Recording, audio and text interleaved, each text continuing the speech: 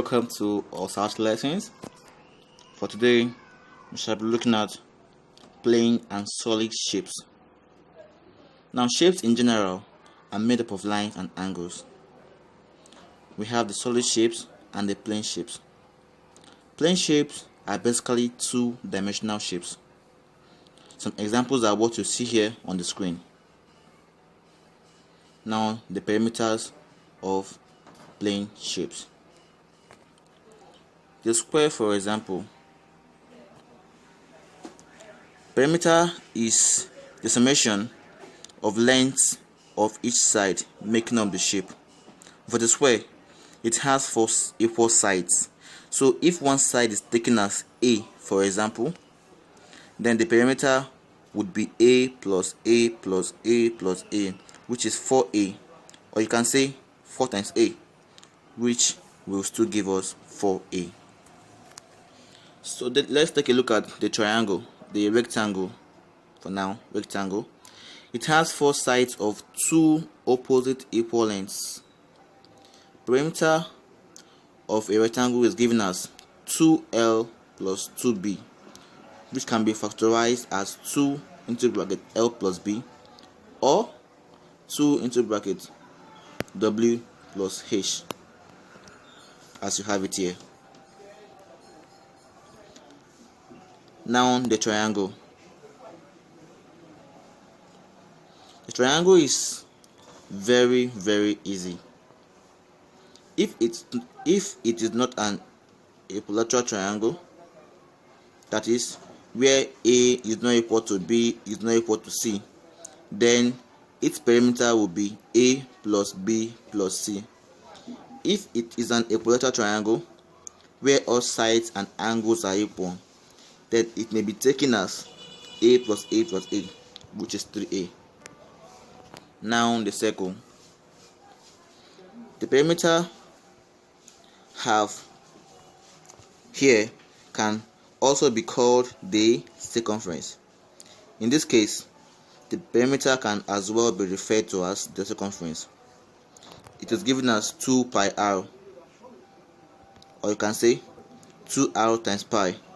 Since 2r is given as the diameter of a circle, so the perimeter of a circle can also be referred to as pi d, which is d times pi. Some other time, we shall look at this circle very well. We shall look very deep into circles. There are some other hidden concepts in circles that we'll look at in our next video. Now, areas of plane shapes.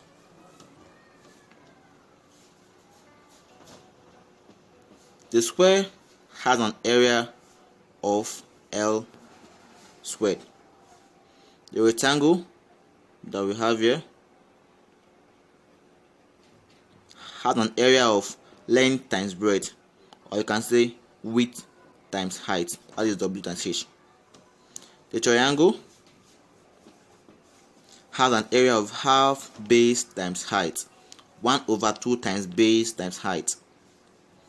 Two different triangles are given here.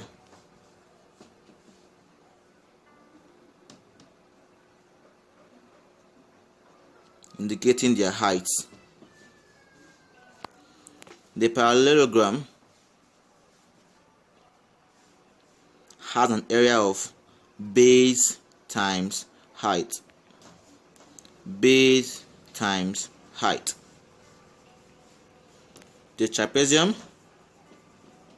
here has an area of 1/2 into bracket A plus B times height, half into bracket A plus B, or B1 for the first length, B2 for the second length.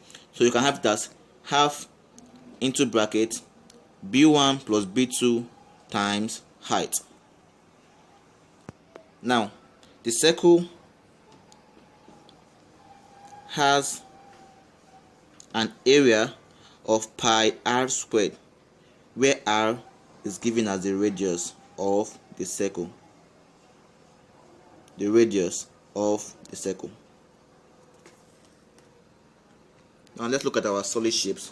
You know, I told you earlier that we have plane and solid shapes. Everything we have done so far, they are under plane shapes. Now the solid shapes.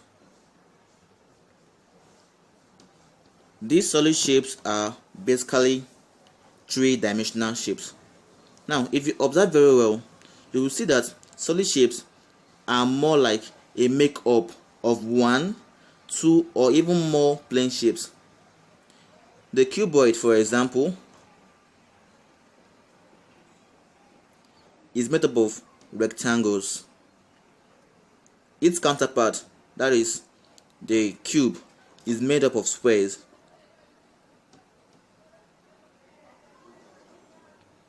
And so applies to other solid shapes.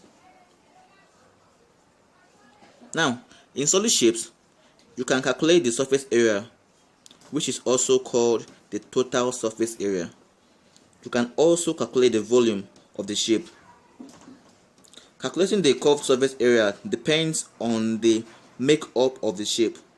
If there are no curved sections of the shape, then there is no need, or there won't be need, to calculate the curved surface area. In cylinder, the formula for the surface area is given as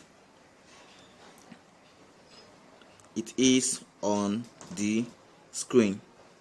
Please note that the dots or points you see here are also taken to be sign of multiplication. They are also kind of sign of multiplication.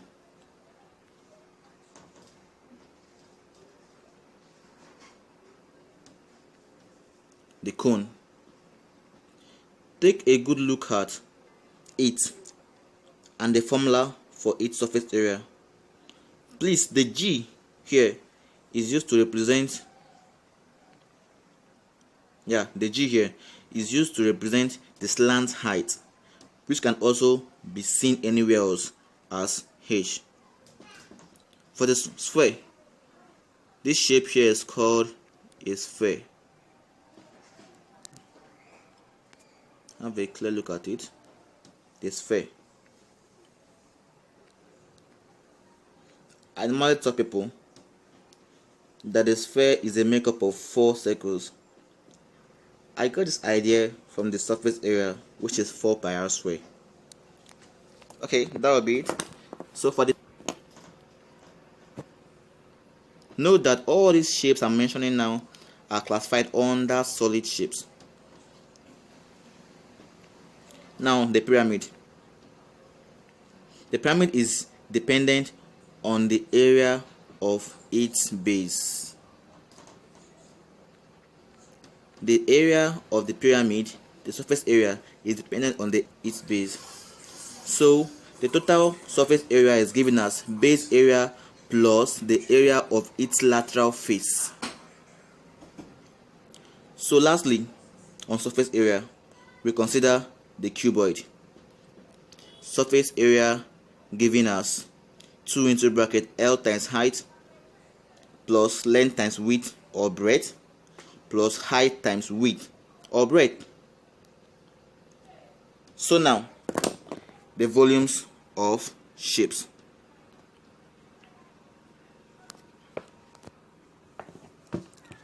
In volumes, let's consider the cylinder. The cylinder has a volume of pi r squared times height. But note, there is a clear difference between capacity and volume. Capacity can be taken as volume, but volume cannot be taken as capacity. The capacity is the quantity of liquid that can completely fill up the container, or that will completely fill up the volume. Take note, please.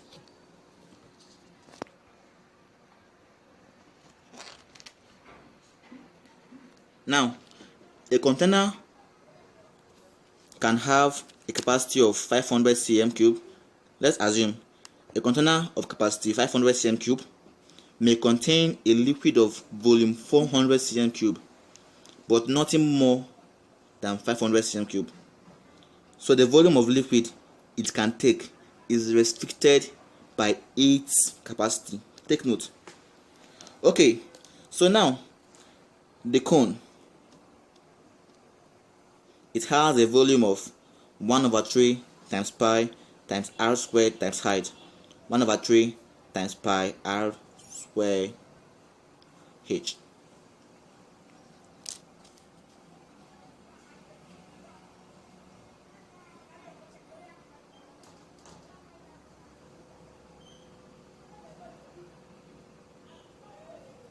Volume of a sphere. Its volume is given as 1 over 3 times 4 pi r cubed. Now, if you notice very well, take a very good look at this. I remember some of those times. If you differentiate this,